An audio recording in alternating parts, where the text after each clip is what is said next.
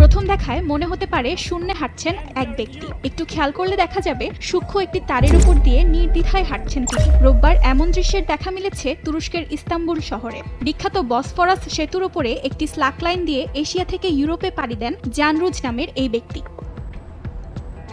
সমুদ্রপৃষ্ঠ থেকে অনেক উপরে তারের ওপর হার্নেস লাগিয়ে হেঁটে যান তিনি। অনুভূতি জানাতে গিয়ে রুজ বলেন, শুধুমাত্র সামনের দিকে তার প্রতিটি পদক্ষেপের ওপর লক্ষ্য স্থির রেখে অসাধ্য এই কাজটির জন্য মনোনিবেশ করেছিলেন।